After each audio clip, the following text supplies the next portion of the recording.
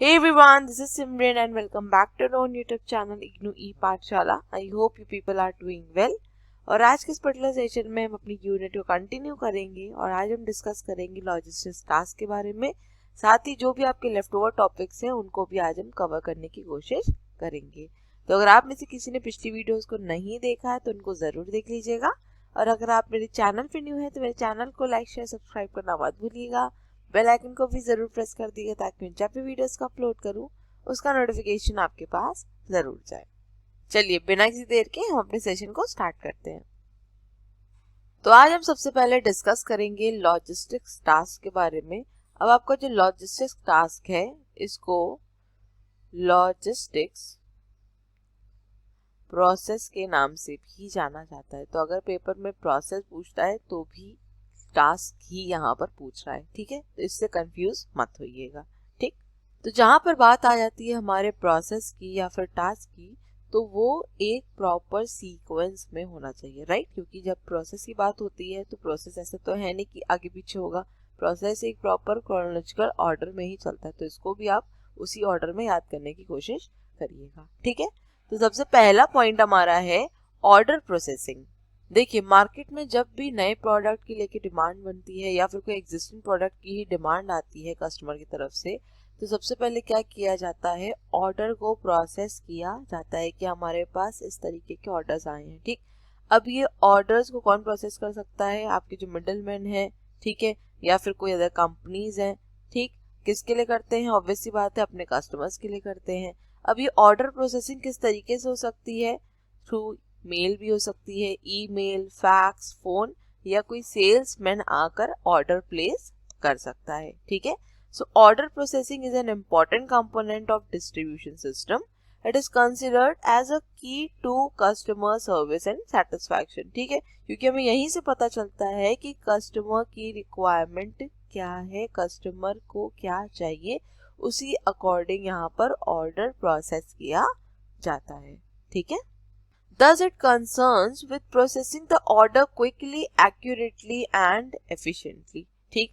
अब order process करना तो इम्पोर्टेंट है, लेकिन ये चीज भी ध्यान रखनी जरूरी है कि जो हमारा ऑर्डर है वो जल्द से जल्द प्रॉपर तरीके से और एफिशिएंटली प्लेस होना चाहिए। ऐसा ना हो कि ऑर्डर प्लेस होने में ही टाइम लग रहा है या फिर जो ऑर्डर प्लेस हुआ है उसके अंदर एक्यूरेसी ही नहीं है, वो इतना एफिशिएंट ही नहीं है, ठीक है। So the time period from the receipt of an order to the date of dispatch of the product must be as short as possible. तो जो हमारी सप्लाई चेन है वो छोटी होनी चाहिए, ठीक है। ऐसा ना हो कि हमने ऑर्डर आज प्लेस किया है और हमारे पास जो प्रोडक्ट है वो 2-3 महीने बाद पहुंच रहा है, ठीक है। तो हमारी जो सप्लाई चेन है वो छोटी से छोटी होनी चाहिए ताकि हम अपने कस्टमर की रिक्वायरमेंट को जल्द से जल्द फुलफिल कर सके, ठीक। Ideally the order recycle time should be completed with in 8 days, ठीक है। तो 8 डेज के अंदर हमें कोशिश करनी चाहिए कि हमारा जो ऑर्डर रिसाइकिल है वो कंप्लीट हो जाए। But the use of computer and computer networks for speedy and accurate order processing can save time, money and efforts for the company and increases customer satisfaction। तो इसके बारे में हमने अपनी पिछली वीडियो में भी डिस्कस किया था कि कंप्यूटर के आने के बाद से जो हमारा लॉजिस्टिक्स मैनेजमेंट है वो काफ़ी ज़्यादा एफिशिएंट हुआ है, उसके अंदर काफ़ी इम्प्रूवमेंट आए हैं। ट्रेडिशनली क्या होता था कि जो भी हमारे सेलर्स थे या मार्केटर्स थे वो क्या करते थे, ज़्यादा से ज़्यादा इन्वेंट्री को अपने वेयर हाउस में रखते थे, है ना। क्योंकि कई बार ऐसा होता है कस्टमर की रिक्वायरमेंट आ गई तो वो कहाँ से फुलफिल करेंगे। लेकिन आज with the help of computer या इंफॉर्मेशन टेक्नोलॉजी हम इस चीज़ को डायग्नोज कर सकते हैं, प्लान कर सकते हैं, प्रिडिक्ट कर सकते हैं कि कस्टमर की रिक्वायरमेंट क्या है और फ्यूचर में रिक्वायरमेंट किन प्रोडक्ट्स को लेके आ सकती है। तो बिना वजह हम अपने वेयर हाउस को यहाँ पर एक्सेस इन्वेंट्री से ब्लॉक नहीं करते हैं, ठीक है। मेन मोटिव क्या है हमारा, कस्टमर सेटिस्फैक्शन। तो वो हम easily with the help of computers and information technology achieve कर सकते हैं अगर हम उसको स्मार्टली ऑपरेट करना जानते हो तो, ठीक है। So the physical distribution must be customer oriented. It starts with the customer order. Note that order processing affects customer service in two ways, that is reordering time, that the interval between two orders, and consistency of delivery time, delivering products within a fixed time. So rapid order processing enables a company to attain economy in other areas of physical distribution. देखिए, अगर हम आज के time की बात करें तो जितनी भी कंपनीज हमारे मार्केट में ऑपरेट कर रही हैं वो सभी कंपनी इस टाइम पर कस्टमर सेटिस्फैक्शन की बात करती हैं। उनकी जो भी प्लानिंग होती है वो कस्टमर के अकॉर्डिंग ही होती है। तो हमारा फिजिकल डिस्ट्रीब्यूशन भी कस्टमर ओरिएंटेड होना चाहिए। ऐसा नहीं होना चाहिए कि हमको अपनी कॉस्ट को रिड्यूस करना है, ठीक है, तो हम अपनी कॉस्ट को रिड्यूस करने में कस्टमर सेटिस्फैक्शन से कॉम्प्रोमाइज कर रहे हैं। नहीं, ऐसा नहीं होना चाहिए। हमको एक बैलेंस बना के चलना है कस्टमर सर्विस और अपनी कॉस्ट के बीच में, ठीक है। नेक्स्ट यहाँ पे बोल रहा है कि जो हमारा ऑर्डर प्रोसेसिंग है वो कस्टमर सर्विसेज को दो तरीके से अफेक्ट करता है। एक होता है हमारा रीऑर्डरिंग टाइम, मतलब कि रीऑर्डरिंग का क्या मतलब हुआ, जब हमने दोबारा ऑर्डर किया, ठीक है, तो वो जो टाइम इंटरवल है वो एप्रोप्रिएट होना चाहिए। और साथ ही कंसिस्टेंसी ऑफ डिलीवरी टाइम, जो हमारा डिलीवरी टाइम है वो एक फिक्स टाइम पीरियड के अंदर हमारे प्रोडक्ट्स डिलीवर हो जाने चाहिए, एक्सेस टाइम नहीं लगना चाहिए, ठीक है। सो आई होप आपको फर्स्ट पॉइंट क्लियर हो गया होगा प्रोसेस का। नेक्स्ट है हमारा वेयर हाउसिंग। अब हमने यहाँ पर कस्टमर की डिमांड के अकॉर्डिंग ऑर्डर प्लेस कर दिया है, ठीक है। अब ऐसा तो है नहीं कि सिर्फ एक कस्टमर होगा उसी का ऑर्डर प्लेस किया होगा, बल्क ऑफ कस्टमर्स की जो डिमांड होगी वो यहाँ पर फुलफिल की जाएगी, ठीक। अब ऑब्वियस सी बात है कि ऑर्डर भी हमारा क्या होगा, ज्यादा होगा, तो उस ऑर्डर को रखने के लिए भी तो एक जगह चाहिए, तो वो क्या होगा, हमारा वेयर हाउस, ठीक है। तो storage means making proper arrangement for retaining the goods in a proper condition till they are demanded by the customer. अब अगर हमें अपने गुड्स को प्रॉपर कंडीशन में रखना है तो ऑब्वियस बात है उसके लिए प्रॉपर स्टोरेज की जरूरत है। ऐसा ना हो कि हमारे गुड्स पहले डिलीवर करने से पहले ही वो खराब हो जाए, क्योंकि जैसे हमारे पेरिशेबल प्रोडक्ट्स होते हैं जो जल्दी खराब हो जाते हैं, उन प्रोडक्ट्स के लिए स्पेशली हमको वेयर हाउस या स्टोरेज की जरूरत पड़ती है, ठीक है। So there are many products which are seasonally produced but are used throughout the year. They can be stored and later released. अब देखिए, कुछ प्रोडक्ट्स हमारे ऐसे होते हैं जो कि सीजनल नेचर होते हैं, कुछ प्रोडक्ट्स ऐसे होते हैं जिनकी हमें through out the year requirement रहती है, राइट। अब यहाँ पर अगर हम जैसे एग्जाम्पल लें समर्स का, तो इस टाइम पर हम लोग को एयर कंडीशनर, रेफ्रिजरेटर, इन सब की ज्यादा जरूरत पड़ती है, रूम कूलर्स, है ना। अब जो मार्केटर होता है, जो हमारा सेलर होता है, वो क्या करता है, पहले से इन प्रोडक्ट्स को अपने वेयर हाउस में स्टोर कर लेता है, क्योंकि उसको पता है फ्यूचर में इन प्रोडक्ट्स की डिमांड बढ़ने वाली है, ठीक है।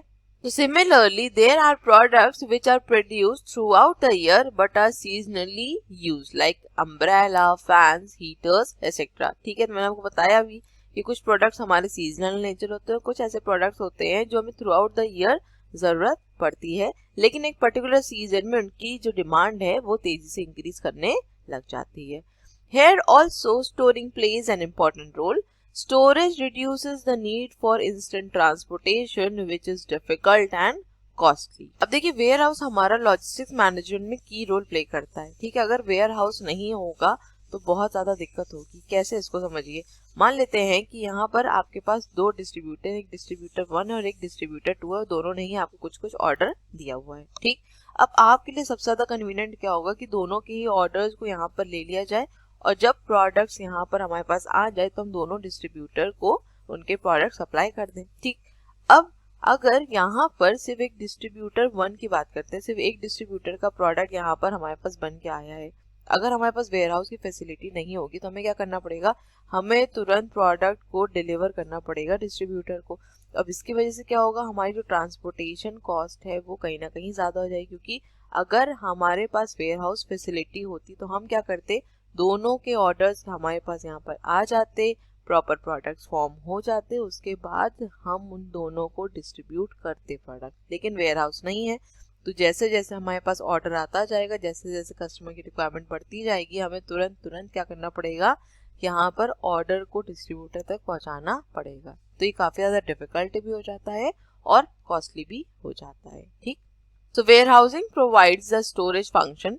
Places where the goods are stored are known as warehouse. So goods are stored in warehouse to be released in time of the demand. Apart from storing function, warehouses also perform other functions like marketing and assembling the goods. तो ware house का एक जो major work है वो क्या है, storage का, लेकिन इसके अलावा भी वेयर हाउस काफी फंक्शंस परफॉर्म करता है, जैसे मार्केटिंग कर सकते हैं अपने गुड्स को प्रॉपरली असेंबल करके, तब हम क्या कर सकते हैं आगे डिस्ट्रीब्यूटर्स को डिस्ट्रीब्यूट कर सकते हैं, सप्लाई कर सकते हैं. So 2 types of warehouses are there. First है हमारा स्टोरेज वेयर हाउस एंड दूसरा है हमारा distribution warehouse. The storage warehouse helps in storing goods for long and medium period of time to ensure matching the supply and demand. And distribution warehouse facilitate assembling the product and redistributing it within a short period of time. तो यहाँ पर 2 type के where houses की बात की गई है. एक है हमारा स्टोरेज वेयर हाउस और दूसरा है distribution warehouse. Storage warehouses क्या होते हैं, वो वेयर हाउसेज जहाँ पर हम अपने गुड्स को स्टोर कर सकते हैं for long to medium time period. ठीक है, यहाँ पर सिर्फ गुड्स स्टोरेज की बात हो रही है. डिस्ट्रीब्यूशन वेयर हाउसेज में क्या होता है, यहाँ पर प्रोडक्ट्स को प्रॉपरली असेंबल किया जाता है और उसके बाद रीडिस्ट्रीब्यूट किया जाता है. ठीक है, नेक्स्ट पॉइंट है अब हमारा इन्वेंट्री कंट्रोल. देखिए, स्टार्टिंग से हम यही चीज डिस्कस करते आ रहे हैं कि इन्वेंट्री मैनेजमेंट काफी ज्यादा इम्पोर्टेंट है. हमें ऑप्टिमम लेवल ऑफ इन्वेंट्री का पता होना चाहिए कि कितनी इन्वेंट्री की रिक्वायरमेंट हो सकती है, फ्यूचर में कितनी ज़्यादा डिमांड होगी, उसके अकॉर्डिंग ही हमको इन्वेंट्री अपने पास रखनी चाहिए. एक्सेस इन्वेंट्री रखेंगे तो उससे क्या होगा, हमारा जो कैश है वो ब्लॉक होगा और साथ ही जो स्टोरेज की जगह है वो ब्लॉक होगी. कम इन्वेंट्री रखेंगे तो हम कस्टमर की डिमांड को सेटिस्फाई नहीं कर पाएंगे. तो एक ऑप्टिमम लेवल ऑफ इन्वेंट्री रखना जरूरी होता है. ठीक है, आई होप इन्वेंट्री का मतलब समझ में आता होगा. मतलब जो प्रोडक्ट्स, जो गुड्स हैं हमें जिससे कस्टमर की डिमांड को सेटिस्फाई करना है. ठीक है, तो inventory control refers to efficient control of goods stored in the warehouses. Maintaining adequate level of inventory is very essential for the smooth flow of the business. तो हमारी inventory ना ही कम होनी चाहिए और ना ही ज्यादा होनी चाहिए, एक ऑप्टिमम लेवल पर होनी चाहिए. So inventory acts as a bridge between the orders of the customers and the production. तो इन्वेंट्री हमारी एक तरीके से लिंक का काम करती है between the orders placed by the customers and the production. जैसे जैसे प्रोडक्शन होता जाएगा वैसे वैसे क्या होगा, कस्टमर की डिमांड को सेटिस्फाई किया जाएगा. लेकिन इसके बीच में जो गैप है, जब तक प्रोडक्शन हो रहा है तब तक हमें कस्टमर की डिमांड को तो सेटिस्फाई करना है, उस टाइम पर इन्वेंट्री काफी ज्यादा हेल्प करती है. ठीक, so they are reservoir of the goods held in anticipation of the sales. Therefore, it needs to be properly managed and controlled. Neither too small nor too large inventory should be maintained. ठीक है, I hope ये clear हो गया होगा. The decision regarding level of inventory involves estimation of demand for the product. अब जो optimum level of inventory की यहाँ पर मैं बात कर रही हूँ वो हमें कैसे पता चलेगा. सबसे पहले तो उससे पता चल सकता है कि डिमांड कैसी है, फ्यूचर में डिमांड क्या हो सकती है. हमारी पास्ट परफॉर्मेंस के बेसिस पर भी पता चल सकता है कि पास्ट में डिमांड कैसी थी, पास्ट में किस तरीके की रिक्वायरमेंट थी. उसके बेसिस पर भी यहाँ पे हम प्रेडिक्शन कर सकते हैं कि ऑप्टिमम लेवल ऑफ इन्वेंट्री क्या होगी. तो डिफरेंट फैक्टर्स होते हैं जिनके बेसिस पर हम ये डिसाइड करते हैं कि हमें कितनी इन्वेंट्री वेयर हाउस में रखनी है. ठीक है, so a correct estimate of the demand helps to hold proper inventory level and control inventory cost. This not only helps the firm in terms of the cost of the inventory and supply to the customers in time, but also to maintain production at a consistent level.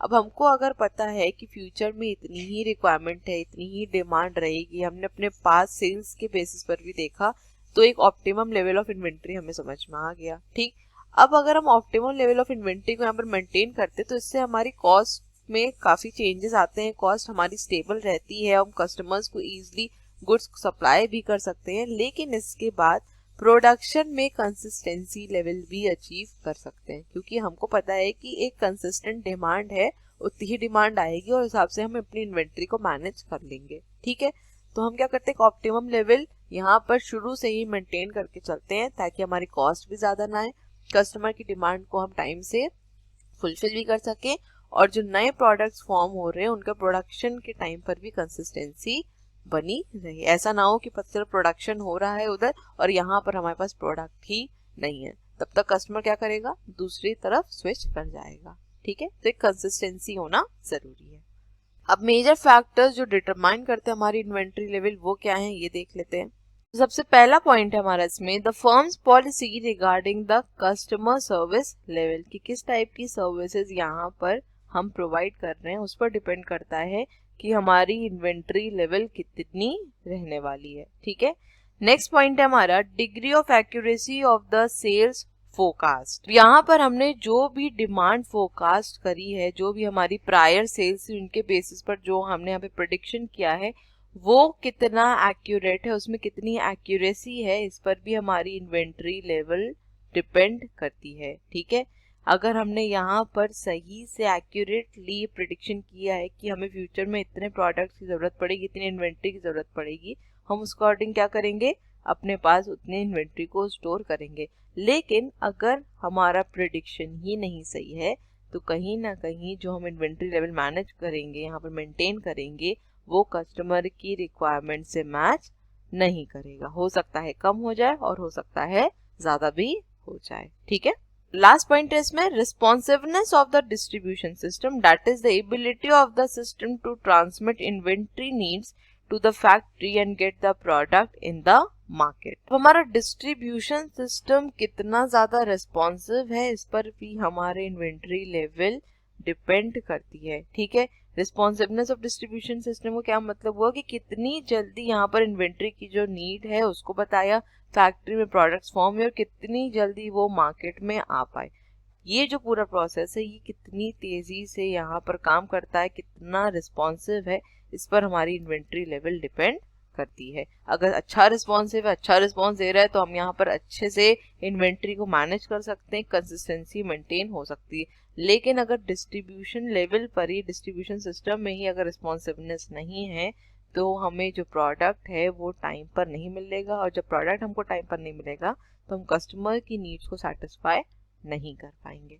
ठीक है, next point अब इसमें है transportation. तो यहाँ पर अभी तक हमने क्या बात करी कि सबसे पहले तो ऑर्डर प्रोसेस होता है, ऑर्डर प्रोसेसिंग होती है। ठीक है, नेक्स्ट उसके बाद ऑर्डर प्रोसेसिंग के बाद क्या होता है, वेयर हाउस की जरूरत पड़ेगी। ठीक, वेयर हाउसेस की जरूरत के बाद क्या है, इन्वेंट्री मैनेज करना है, इन्वेंट्री को कंट्रोल करना है। ठीक, इसके बाद क्या बोल रहा है, यहाँ पर ट्रांसपोर्टेशन की बात बोल रहा है ना। अब यहाँ पर हमने इन्वेंट्री तो इकट्ठा कर ली, लेकिन अब इन्वेंट्री को डिस्ट्रीब्यूटर तक, सप्लायर तक पहुंचाना भी तो है, तो किसके थ्रू पहुंचाएंगे, with the help of transportation. यहाँ पर हम डिफरेंट मोड्स ऑफ ट्रांसपोर्टेशन को यूज करेंगे depending on the type of inventory and the demand in the market. ठीक है, so transportation as a component of physical distribution is concerned with the movement of goods from the warehouse to the customer destination.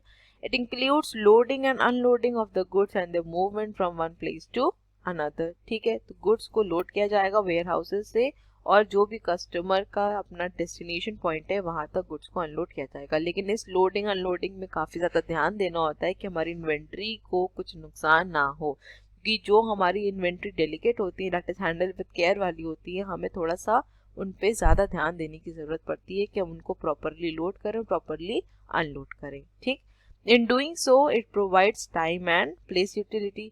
Transport accounts for a major portion of the distribution cost and of the total price of the product. तो product हमारा जो form हुआ, हमें where houses में रखा, inventory को यहाँ manage किया, इन्वेंट्री को बनाने में भी कुछ कॉस्ट आती है, लेकिन सबसे ज्यादा जो कॉस्ट हमारी इन्वॉल्व होती है वो होती है हमारी ट्रांसपोर्टेशन में, दैट इज डिस्ट्रीब्यूशन कॉस्ट। ठीक है, और एक तरीके से कह सकते हैं कि जो हमारे प्रोडक्ट फॉर्म होता है उसमें सबसे ज्यादा कॉस्ट इन्वॉल्व हो जाती है वो डिस्ट्रीब्यूशन की ही होती है। तो एक मेजर कॉस्ट यहाँ पर ट्रांसपोर्टेशन की होती है, इसीलिए जो कंपनीज होती हैं वो कोशिश यही करती हैं कि उनकी ट्रांसपोर्टेशन कॉस्ट जितनी ज्यादा कम हो सके उतना बेहतर है। ठीक, तो different modes of transportation are there like road transport, railways, airways, water transport and pipeline from which a choice has to be made. ठीक है, तो मैंने आपको बताया कि जिस टाइप का हमारा प्रोडक्ट होगा, जिस टाइप की हमारी इन्वेंट्री होगी, उसके अकॉर्डिंग ही हम यहाँ पर मोड्स ऑफ ट्रांसपोर्टेशन को चूज करेंगे। So each has its own share of merits and demerits. Normally, a combination of different modes is chosen and integrated in a sequential order to move the product economically and faster. देखिए यहाँ पर जो mode of transport use किया जाता है, मैंने आपको बताया कि वो इन्वेंट्री पर डिपेंड करता है कि हमारी इन्वेंट्री कैसी है। ठीक है, अब जनरली आइडियली क्या किया जाता है, एक या एक से ज्यादा मोड ऑफ ट्रांसपोर्ट को यहाँ पर यूज किया जाता है। उसकी वजह ये है कि उससे टाइम भी बचेगा और साथ ही हमारी कॉस्ट भी कहीं ना कहीं बच सकती है, ठीक है। क्योंकि कई बार क्या होता है कि पर्टिकुलर मोड ऑफ ट्रांसपोर्ट एक जगह महंगा और एक जगह सस्ता है, ठीक है। तो उसके अकॉर्डिंग हम देखते हैं कि कहाँ से प्रोडक्ट आने हैं, किस तरीके से आने हैं और कहाँ पर हमारी कॉस्ट कम लग रही है, उसके बेसिस पर हम यहाँ पर मोड ऑफ ट्रांसपोर्ट को चूज करते हैं, ठीक। जैसे यहाँ पर एक एग्जाम्पल लेते हैं, मान लेते हैं कि आपका कोई प्रोडक्ट है वो कोलकाता से यूपी आना है, ठीक है। और आपने यहाँ पर क्या किया, रोड ट्रांसपोर्ट को चूज किया। अब कहीं ना कहीं जो रोड ट्रांसपोर्ट है आपका, ये आपको बहुत ज्यादा कॉस्टली पड़ेगा, आपकी जो ट्रांसपोर्टेशन कॉस्ट है वो बहुत ज्यादा आएगी अगर आपने सिर्फ रोड ट्रांसपोर्ट को यहाँ पर चूज किया है, ठीक है। तो हम यहाँ पर जनरली क्या करते हैं, कॉम्बिनेशन यूज करते हैं डिफरेंट मोड्स ऑफ ट्रांसपोर्ट का, ठीक। तो यहाँ पर क्या किया जा सकता है, कार्गो ट्रेन हम यहाँ पर यूज कर सकते हैं। उस पर अपने गुड्स को क्या करेंगे, लोड करेंगे, ठीक है। फिर जो गुड्स है हमारे अनलोड किए जाएंगे एक डेस्टिनेशन पॉइंट पे, एक पॉइंट पे, वहां से क्या किया जाएगा, रोड ट्रांसपोर्टेशन को यूज किया जाएगा और उसके बाद फर्दर प्रोडक्ट्स को डिस्ट्रीब्यूट किया जाएगा। तो इससे क्या होगा, कहीं ना कहीं हमारी जो कॉस्ट है वो रिड्यूस हो जाएगी। तो इसीलिए जो हमारे डिस्ट्रीब्यूटर्स होते हैं वो क्या करते हैं, एक से ज्यादा मोड्स ऑफ ट्रांसपोर्ट को यहाँ पर यूज करते हैं, ठीक। तो choice of a particular mode of transportation depends on various factors like the cost of the transport, availability of the mode of transport, speed, reliability, frequency, safety and suitability of the mode to move the product, ठीक। तो मैंने आपको यही चीज अभी बताई कि जो भी हम मोड ऑफ ट्रांसपोर्ट को चूज करते हैं काफी फैक्टर्स होते हैं, उनके बेसिस पर ही करते हैं। सबसे पहले तो हम यही देखते हैं कि कॉस्ट क्या है ट्रांसपोर्ट की, जो ट्रांसपोर्ट हम यूज करने जा रहे हैं। और ऑब्वियस सी बात है, जो आपका सेलर है, जो आपका मार्केटर है, वो कौन सा ट्रांसपोर्ट यूज करेगा जिसमें उसकी कॉस्ट कम आएगी, ठीक। दूसरा है कि जो पर्टिकुलर मोड ऑफ ट्रांसपोर्ट को वो यूज करना चाह रहा है वो अवेलेबल है या नहीं उस पर्टिकुलर जगह पर, ये भी डिपेंड करता है, ठीक है। फिर नेक्स्ट बात आती है स्पीड की, हम चाहते हैं प्रोडक्ट जल्दी से जल्दी हमारे डिस्ट्रीब्यूटर तक पहुंचे, तभी आगे फर्दर हमारे कस्टमर तक पहुंच पाएगा, ठीक। रिलायबिलिटी होनी चाहिए, फ्रीक्वेंसी, सेफ्टी भी एक इम्पॉर्टेंट इशू रहता है, ठीक है। और नेक्स्ट है हमारा suitability of mode of transport, कि वो मोड ऑफ ट्रांसपोर्ट कितना सूटेबल है, कितना फीजिबल है, ठीक है। तो आई होप इतना क्लियर हो गया होगा। चलते हैं नेक्स्ट स्लाइड की तरफ।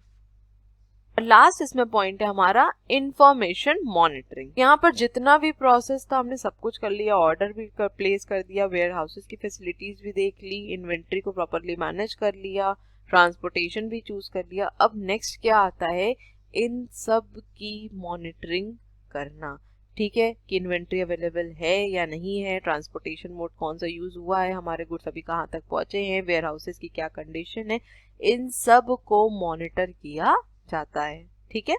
So physical distribution managers continuously need up-to-date information about the inventory, transportation and warehousing. For example, in respect of inventory, information about present stock position at each location, future commitment and replenishment capabilities are constantly required. तो inventory के respect में हमारे पास यहाँ पर क्या information होनी चाहिए, सबसे पहले तो हमें ये पता होना चाहिए कि पर्टिकुलर लोकेशन पर कितनी इन्वेंट्री, कितना स्टॉक अवेलेबल है, स्टॉक पोजीशन वहाँ पर क्या है, ठीक। फ्यूचर कमिटमेंट हमारी क्या है कि हमें फ्यूचर में कितनी इन्वेंट्री को यहाँ पर स्टॉक करना है। और तीसरी चीज रीप्लेनिशमेंट कैपेबिलिटीज, मतलब कि अभी हमें दोबारा जब प्रोडक्ट्स को स्टोर करने की जरूरत है तो वो कैपेबिलिटीज हमारी कितनी है, कैसी है। अगर यहाँ पर हमारे वेयर हाउस में स्टॉक खत्म हो जाता है तो कितनी जल्दी दूसरा स्टॉक आ जाएगा, इसको भी यहाँ पर हमें मॉनिटर करना है, ठीक है। Similarly before choosing a carrier, मतलब कि जब ट्रांसपोर्टेशन की बात हो रही है, information about the availability of various modes of transport, their cost, services and suitability for a particular product is needed, ठीक है। आई होप ये पॉइंट समझ में आ गया होगा। अभी हमने पीछे यही चीज डिस्कस भी करी है। About warehousing, information with respect to space utilization, work schedule, unit load performance, etc. is required. तो warehouse के कॉन्टेक्स्ट में अगर इंफॉर्मेशन की बात करी जाए तो सबसे पहले ये पता होना चाहिए कि स्पेस यूटिलाइजेशन कितना है, कितना स्पेस ऑक्यूपाइड और कितना स्पेस हमारे पास स्पेयर है, ठीक। वर्क शेड्यूल क्या है हमारा, यूनिट लोड परफॉर्मेंस कैसी है, इन सब के बारे में हमारे पास इंफॉर्मेशन होनी चाहिए, ठीक। So an efficient management information system would be of immense use in controlling costs, improving services, and determining the overall effectiveness of the distribution.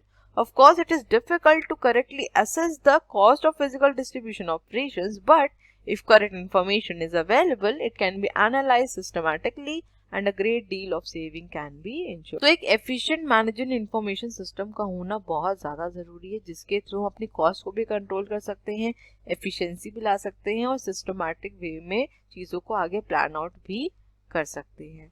ठीक है, क्योंकि एनालिसिस बहुत ज़्यादा इम्पॉर्टेंट है। अगर हम प्रॉपरली प्रिडिक्शन कर पा रहे हैं तो कहीं ना कहीं ये आगे हमारी कॉस्ट को रिड्यूस करने में भी हेल्प करता है, एफिशिएंसी को भी हमारी बढ़ाता है और एक कंसिस्टेंसी भी मेंटेन रहती है। ठीक है, सो आई होप ये पूरा प्रोसेस आपको क्लियर हो गया होगा। लॉजिस्टिक टास्क है, लॉजिस्टिक प्रोसेस क्या है, किस तरीके से चीज़ें वर्क करती हैं, समझ में आ गया होगा। अब एक बार जल्दी से यहाँ पर रिकैप कर देती हूँ कि क्या आपका ऑर्डर था। ठीक, तो सबसे पहले हमने यहाँ पर बात करी थी ऑर्डर प्रोसेसिंग की, जब हमें ऑर्डर प्लेस करना होता है। ठीक, नेक्स्ट फिर हमने यहाँ पर बात करी वेयर हाउसिंग की, हमने ऑर्डर करने के बाद गुड्स को वेयर हाउसेस में स्टोर करना है। नेक्स्ट आ जाती है बात हमारी इन्वेंट्री कंट्रोल की। ठीक है, वेयर हाउस में हमें रखना तो है, लेकिन इन्वेंट्री कंट्रोल करना भी इम्पोर्टेंट है ना, कम होनी चाहिए इन्वेंट्री, ना ज़्यादा होनी चाहिए, ऑप्टिमम लेवल पर होनी चाहिए हमारे पास इन्वेंट्री। नेक्स्ट आ जाता है बात हमारा मोड्स ऑफ ट्रांसपोर्टेशन का, कि क्या ट्रांसपोर्टेशन के मोड हम यूज कर रहे हैं, ये भी काफी फैक्टर्स पर डिपेंड करता है। और लास्ट में आ जाता है हमारा इंफॉर्मेशन मॉनिटरिंग, जहां पर हम अपने वेयर हाउसेज, इन्वेंट्री, ट्रांसपोर्टेशन से रिलेटेड जितनी भी इंफॉर्मेशन है उसको मॉनिटर करते हैं। ठीक है, सो एक छोटा सा फ्लो चार्ट है जो आपकी बुक में दिया हुआ था। ठीक है, और अगर एग्जाम में क्वेश्चन आता है तो इस फ्लो चार्ट को जरूर से बना के आइएगा। ठीक, सबसे पहले यहाँ पर क्या बोल रहा है, कस्टमर आएगा, कस्टमर की जो नीड है, जो डिमांड है, सबसे पहले यहाँ पर पता चलेगी। तो इसके बाद क्या किया जाएगा, उसके अकॉर्डिंग ऑर्डर को प्रोसेस किया जाएगा। ठीक, जब ऑर्डर को प्रोसेस किया जाएगा तो उसके अकॉर्डिंग इन्वेंट्री को यहाँ पर फॉर्म किया जाएगा और जो भी ऑर्डर प्रोसेस होगा वो इंफॉर्मेशन सिस्टम के पास जाएगा। मतलब कि यहाँ पर भी इंफॉर्मेशन जाएगी कि इस टाइप का ऑर्डर प्लेस किया गया है। ठीक, अब जब इन्वेंट्री की बात आती है तो ऑब्वियस बात है कि इन्वेंट्री को हमें स्टोर भी करना होगा और उसको ट्रांसपोर्ट भी करना होगा, तो यहाँ पर ट्रांसपोर्टेशन और वेयर हाउसिंग की फैसिलिटी भी देखना जरूरी है। ठीक, और जो भी हमारा ट्रांसपोर्टेशन है, वेयर हाउसिंग की फैसिलिटी है, इसकी मॉनिटरिंग कौन करेगा, हमारा इंफॉर्मेशन सिस्टम करेगा। तो जो पीछे पढ़ते आ रहे थे वही चीज यहाँ पर बस फ्लो चार्ट में आपको डिफाइन की गई है। ठीक है, आई होप यहाँ तक क्लियर हो गया होगा। चलते हैं नेक्स्ट स्लाइड की तरफ। अब देखिए ये भी वही चीज है, लेकिन ये थोड़ा ज्यादा प्रेजेंटेबल लग रहा है, आप लोग को और अच्छे से समझ में आएगा, इसलिए मैंने इसको ऐड कर दिया है। ठीक है, तो सबसे पहले तो ये हमारा क्या है, कस्टमर है ना। जब ऐसे हैरान परेशान हो तो वो कस्टमर ही होता है, वैसे ही बोला था कष्टों से जो मर रहा हो कस्टमर, मजाक कर रही हूँ। ठीक है, तो ये हमारा है कस्टमर। ठीक, इसने क्या किया, अपना ऑर्डर प्लेस करना था, तो यहाँ पर कम्युनिकेशन और ऑर्डर प्रोसेसिंग हुआ। जब ऑर्डर प्रोसेस हो गया तो यहाँ पर प्रोडक्शन होना स्टार्ट हो गया। ठीक, जब प्रोडक्शन हो गया तो उसके बाद गुड्स को वेयर हाउस लोकेशन तक ले जाया गया। ठीक, नेक्स्ट वेयर हाउस लोकेशन के बाद इन्वेंट्री को यहाँ पर मैनेज किया गया, इन्वेंट्री देखी जा रही कितनी इन्वेंट्री आई है, प्रॉपर उसकी अकाउंटिंग की जाती है। नेक्स्ट उसके बाद इन्वेंट्री को ट्रांसपोर्ट किया जाता है और जो भी मटेरियल हैंडलिंग है, रिक्वायरमेंट्स है, वो फुलफिल की जाती है। ठीक है, ट्रांसपोर्टेशन तो हो गया, उसके बाद कहाँ क्या प्रोडक्ट पहुँचाना है, किस तरीके से असेंबल करना है, ये सब भी देखा जाता है। उसके बाद कस्टमर की जो भी रिक्वायरमेंट है उसको फुलफिल कर दिया जाता है। ठीक है, नेक्स्ट डिस्कस कर लेते हैं difference between domestic logistics and international logistics. अब ये क्वेश्चन आपके एग्जामिनेशन में पूछा जाता है, डिफरेंसेस। ठीक, आपकी बुक में कुछ 3 पॉइंट्स दिए हुए हैं, कई बार उन पॉइंट्स के बेसिस पे डिफरेंस आ सकता है और कई बार डायरेक्टली आपसे डिफरेंस पूछ सकता है। तो यहाँ पर जो मैं आपको बता रही हूँ इसको तो आप याद रखिएगा, साथ ही आपके जो स्टडी मटेरियल में दिया हुआ है 3 पॉइंट्स, उनको भी ज़रूर से पढ़ लीजिएगा, क्योंकि कई बार इंडिविजुअली एक पर्टिकुलर टॉपिक से डिफरेंस पूछता है, उसमें जो 3 टॉपिक्स आपके दिए हुए हैं। ठीक, तो पढ़ ज़रूर लीजिएगा उसको भी। ओके। आई होप आप लोग को ये विजिबल होगा, क्योंकि अगर मैं इसको थोड़ा और बड़ा करती ना तो ये इसकी जो इमेज है उसके पिक्सल्स फट रहे थे। ठीक है, तो मैं एक बार रीड आउट कर देती हूँ, आप लोग को एक्सप्लेन कर देती हूँ, तो ये आपको क्लियर हो जाएगा।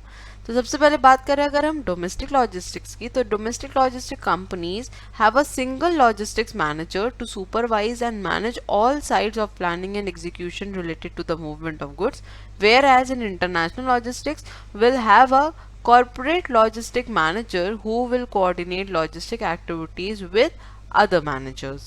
फर्स्ट पॉइंट क्या कह रहा है कि डोमेस्टिक लॉजिस्टिक कंपनीज में बेसिकली हमारे जो लॉजिस्टिक मैनेजर होते हैं वो एक ही होते हैं और वही सब चीज़ों की प्लानिंग करते हैं, सब चीज़ सुपरवाइज करते हैं और उसका एग्जीक्यूशन देखते हैं।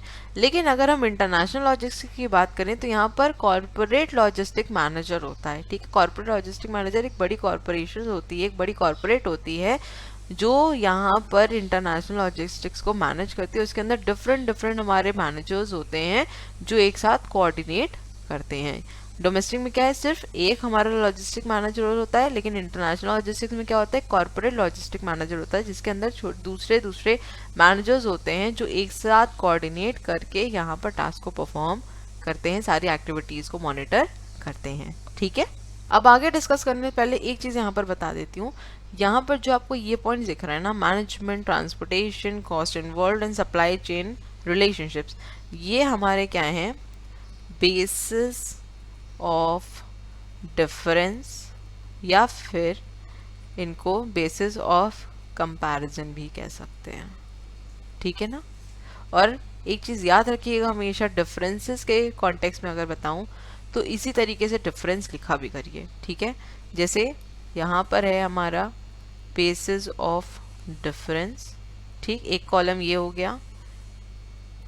ठीक है, दूसरा कॉलम यहाँ पर आपका हो गया डोमेस्टिक लॉजिस्टिक्स और तीसरा कॉलम हमारा यहाँ पे हो गया इंटरनेशनल लॉजिस्टिक्स। ठीक है, तो इस तरीके से अगर आप लिखेंगे तो ये काफ़ी प्रेजेंटेबल होगा और मैं हमेशा ये चीज़ आप लोग को बताते भी हूँ। चाहे आपको असाइनमेंट में लिखना हो, चाहे आपको एग्जामिनेशन में लिखना हो, कोशिश करा करिए इसी फॉर्मेट में लिखा करिए अगर हो सके। अगर डिफरेंस नहीं मिल रहा है इस फॉर्मेट में, कोई बात नहीं, जिस तरीके से हम लोग पहले लिखते थे वैसे ही लिख सकते हैं, बट मेरी हर बार कोशिश यही होती है कि मैं आपको इसी फॉर्मेट में डिफरेंस प्रोवाइड करूं। ठीक है, तो आप भी इसी तरीके से लिखा करिए। नेक्स्ट पॉइंट है अब हमारा ट्रांसपोर्टेशन के बेसिस पे।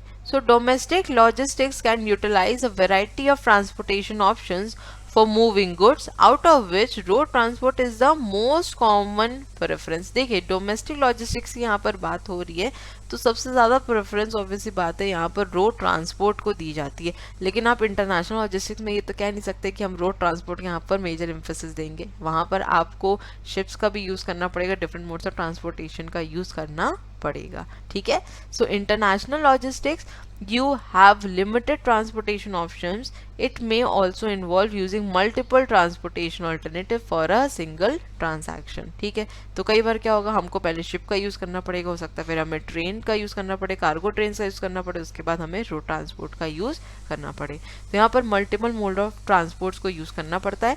लेकिन डोमेस्टिक लॉजिस्टिक्स में अगर बात करें तो जनरली रोड ट्रांसपोर्टेशन को यूज़ किया जाता है, उसको प्रेफरेंस ज़्यादा दी जाती है।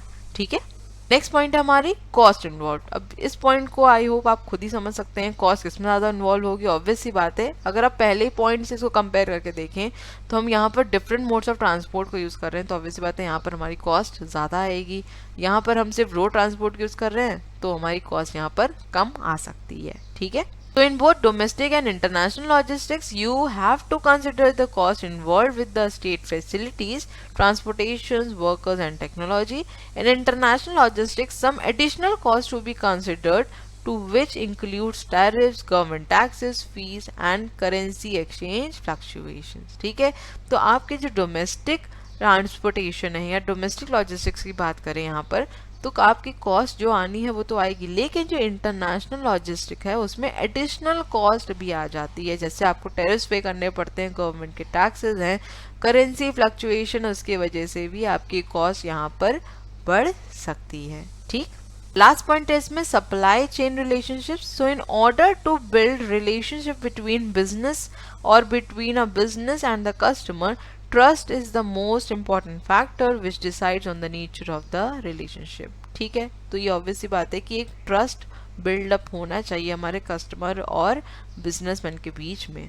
लेकिन इंटरनेशनल लॉजिस्टिक्स की बात करें तो different country regulation, geography and economic road blocks present more challenge in building reliable relations. तो इंटरनेशनल लॉजिस्टिक्स में रिलेशनशिप बिल्ड करना काफ़ी डिफ़िकल्ट हो जाता है, क्योंकि यहाँ पर कंट्री की रेगुलेशंस अलग है, जोग्राफिकल लोकेशन अलग है। तो यहाँ पर बिजनेस और कस्टमर के बीच में एक अच्छा रिलेशनशिप मेंटेन होना काफ़ी चैलेंजेबल टास्क है। लेकिन डोमेस्टिक में अगर बात करें, डोमेस्टिक लॉजिस्टिक्स की बात करें, तो यहाँ पर हम कह सकते हैं कि कुछ फैक्टर्स अफेक्ट करते हैं, लेकिन फिर भी हम इजीली एक अच्छा रिलेशनशिप यहाँ पर सेटअप कर सकते हैं। ठीक है, सो आई होप ये चारों पॉइंट्स क्लियर हो गए होंगे। दोबारा बोल रही हूँ कि आपकी बुक में जो आपके पॉइंट्स दिए हुए हैं उनको ज़रूर से पढ़ लीजिएगा, क्योंकि इंडिविजुअली क्वेश्चन पूछ लिया जाता है कि पर्टिकुलर पॉइंट के बेसिस पर आप यहाँ पर डोमेस्टिक लॉजिस्टिक्स और इंटरनेशनल लॉजिस्टिक्स के बीच में डिफरेंस बताइए। ठीक है, तो उसको पढ़ लीजिएगा। नेक्स्ट डिस्कस कर लेते हैं recent development in international logistics. तो क्या क्या डेवलपमेंट हुए हमारे इंटरनेशनल लॉजिस्टिक्स में, इसकी बात करेंगे। तो सबसे पहले बात करेंगे सप्लाई साइड फैक्टर्स के, उसके बाद हम डिस्कस करेंगे डिमांड साइड फैक्टर्स के बारे में। तो सबसे पहला पॉइंट है हमारा D regulation of logistic system and removal of trade barriers. ठीक, तो पहले क्या होता था, ट्रेड बैरियर्स बहुत ज़्यादा थे, बहुत ज़्यादा रिस्ट्रिक्शंस लगा के रखी थी, ट्रेड नहीं होता था, प्रोटेक्शनिज्म पॉलिसी को बहुत ज़्यादा फॉलो किया जाता था। लेकिन अब एलपीजी पॉलिसी आने के बाद, दैट इज आपकी लिबरलाइजेशन, प्राइवेटाइजेशन, ग्लोबलाइजेशन पॉलिसी के आने के बाद जितने भी हमारे ट्रेड बैरियर्स हैं उनको रिमूव कर दिया गया। तो ये एक डेवलपमेंट हुआ है हमारे इंटरनेशनल लॉजिस्टिक्स में। ठीक, नेक्स्ट पॉइंट है increasing competitiveness by strengthening logistics system. अब जब यहाँ पर ट्रेड रेस्ट्रिक्शंस हट गए तो ऑब्वियस सी बात है कि हमारा जो कंपटीशन है वो बढ़ गया। डोमेस्टिक मार्केट में तो कंपटीशन है ही, साथ ही जो हमारे ओवरसीज मार्केटर है उनके साथ भी हमारा कंपटीशन होना शुरू हो गया। ठीक है, तो हमें अपने लॉजिस्टिक सिस्टम को यहाँ पर स्ट्रेंथन करने की ज़रूरत है अगर हमें मार्केट में अपनी एग्जिस्टेंस को बरकरार रखना है। ठीक, नेक्स्ट पॉइंट है प्राइवेटाइजेशन इन ट्रांसपोर्टेशन सेक्टर। देखिए पहले क्या था, जो ट्रांसपोर्टेशन सेक्टर था उस पे गवर्नमेंट का स्टेक बहुत ज़्यादा था और जनरली उन्हीं ट्रांसपोर्टेशन को यूज़ किया जाता है, उन्हीं मोड्स ऑफ ट्रांसपोर्ट को यहाँ यूज़ करते थे। लेकिन अब प्राइवेट पार्टिसिपेशन ट्रांसपोर्टेशन में काफ़ी ज़्यादा बढ़ गया। आप देखते हैं कि बड़े बड़े कॉरपोरेट्स भी कुछ ऐसे हैं जो सिर्फ ट्रांसपोर्टेशन फैसिलिटी ही प्रोवाइड करते हैं। तो इससे काफ़ी ज़्यादा हेल्प हुई है इंटरनेशनल लॉजिस्टिक्स को बढ़ाने में। ठीक, और लास्ट पॉइंट है इसमें emergence and rise of containerization. अब देखिए इस कंटेनराइजेशन का मतलब क्या होता है, बेसिकली बहुत बड़े कंटेनर्स होते हैं जिनमें हम अपने गुड्स को स्टोर करते हैं। ठीक है, जैसे आपने मूवीज में भी देखा होगा कि एक बहुत बड़ा सा वेयर हाउस होता है, ओपन वेयर हाउस, और वहाँ पर ऐसे कंटेनर्स एक दूसरे के ऊपर लगे रहते हैं, है ना, जहाँ पर वो लोग फाइट करते हैं। ठीक है, तो बेसिकली ये कंटेनर्स आपके कब यूज होते हैं, जब हम वेसल्स के थ्रू, मतलब शिप्स के थ्रू अपने गुड्स को ट्रांसपोर्ट करते हैं एक जगह से दूसरी जगह। ठीक है, तो अब इन कंटेनर्स का फ़ायदा क्या होता है, सबसे पहली चीज़ तो ये कि ज़्यादा स्पेस नहीं ऑक्यूपाई करते हैं। ठीक है, अगर आप इंडिविजुअली अपने गुड्स को शिप पर या वेसल पर लोड करते तो वो स्पेस ज़्यादा ऑक्यूपाई करते हैं। अब आपने क्या किया, कंटेनर्स के अंदर अपने गुड्स को स्टोर कर दिया तो स्पेस भी कम ऑक्यूपाई करता है। दूसरी चीज़ ये कि ये आपको जो भी रास्ते में आपके जो डैमेज होने की चांसेस हैं गुड्स को इन ट्रांजिट, उससे भी बचाता है। ठीक है, अगर आपके गुड्स पेरिशेबल इन नेचर हैं या फिर एयर के कांटेक्ट में आने से ख़राब हो सकते हैं तो उससे भी कहीं ना कहीं ये सेव करता है। जैसे आपके फ्रोज़न मीट होते हैं, ठीक है, अगर आप उनको प्रॉपर रेफ्रिजरेटर्स में नहीं रखेंगे, काफ़ी रेफ्रिजरेटेड कंटेनर्स भी आते हैं उसमें नहीं रखेंगे तो वो इन ट्रांजिट ही आपके ख़राब हो जाएंगे। ठीक है, तो कंटेनर्स का काफ़ी ज़्यादा यूज़ अप किया जाता है इंटरनेशनल लॉजिस्टिक्स में। ठीक, नेक्स्ट है हमारा डिमांड साइड फैक्टर्स। तो सबसे पहला है अनएम्प्लॉयमेंट की कंडीशन। अब देखिए हो क्या रहा था, unemployment, recession, interest rate rise कर रहा था काफ़ी ज़्यादा डेवलप कंट्री में। सो डेवलप कंट्रीज़ को स्विच करना पड़ गया, न्यू वेज ढूंढने पड़ गए जिसके थ्रू वो अनएम्प्लॉयमेंट या फिर रिसेशन को अपनी कंट्री में रिड्यूस कर सके। ठीक है, नेक्स्ट है competition from far east and Japan. अब जो कंपटीशन है वो भी कहीं ना कहीं मार्केट में इंक्रीज होना शुरू हो चुका था। ठीक है, तो अगर हम सिर्फ खुद तक लिमिटेड रहेंगे तो हो सकता है हमारी जो कॉस्ट है वो ज़्यादा इन्वॉल्व होना शुरू हो जाए। तो इसीलिए यहाँ पर जो कंट्रीज़ हैं उन्होंने क्या किया, आउटसोर्सिंग करना यहाँ पर स्टार्ट किया, डिफरेंट वेज ढूंढने लगी जिसके थ्रू अपने प्रोडक्शन को और ज़्यादा इंक्रीज कर सके और कंपटीशन में आ सके। नेक्स्ट पॉइंट है decrease in the product development time and smaller shipment size. देखिए लॉजिस्टिक्स मैनेजमेंट हमारा इसी चीज़ पे बात करता है कि जो हमारा प्रोडक्ट डेवलपमेंट टाइम है वो कम होना चाहिए और शिपमेंट साइज भी कम हो, है ना। मतलब कि जो प्रोडक्ट है वो पर्टिकुलर टाइम पीरियड के अंदर कस्टमर तक पहुंच जाए, तो इस पर भी ध्यान दिया गया। और लास्ट पॉइंट है trade diversion and increased product differentiation. अब यहाँ पर क्या बोल रहा है कि ट्रेड डाइवर्जन की काफ़ी ज़रूरत है। ये नहीं कि हमें एक पर्टिकुलर कंट्री के साथ ही सिर्फ ट्रेड करना है, सिर्फ उन्हीं के साथ हम ट्रेड करेंगे, ऐसा नहीं है, ठीक है। सभी कंट्रीज़ के साथ ट्रेड करना चाहिए। अगर हमारे रिलेशनशिप उनके साथ अच्छे हैं तो बिल्कुल ट्रेड करना चाहिए। और साथ ही प्रोडक्ट डिफरेंशिएशन को यहाँ पर प्रैक्टिस करने की ज़रूरत है। दो कंपनीज अगर सेम प्रोडक्ट बना रही है तो कस्टमर आपका प्रोडक्ट क्यों चूज़ करे दूसरी कंपनी के बदले, ये आपको कस्टमर को समझाना पड़ेगा, तभी आप मार्केट में आगे एक्सिस्टेंस अपनी क्रिएट कर पाएंगे, मार्केट में आगे कंटिन्यू कर पाएंगे, ठीक है। सो आई होप जितना भी हमने डिस्कस किया ये सारे पॉइंट्स आपको क्लियर हो गए होंगे। और आज का हमारा सेशन यहीं तक था। ये यूनिट भी यहाँ पर आपकी कंप्लीट हो जाती है, ठीक है।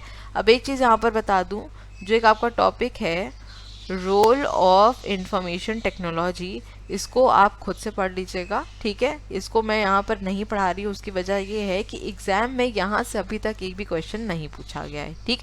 लेकिन फिर भी आप इसको पढ़ लीजिएगा कि इन केस अगर 5 मार्क्स या 10 मार्क्स का क्वेश्चन आता है तो आप इसको अटेम्प्ट कर सके, ठीक है। तो आज का हमारा सेशन यहीं तक था। ये यूनिट आपकी कंप्लीट हो गई है। अब मिलेंगे अपने नेक्स्ट वीडियो में और नेक्स्ट यूनिट को डिस्कस करेंगे, ठीक है।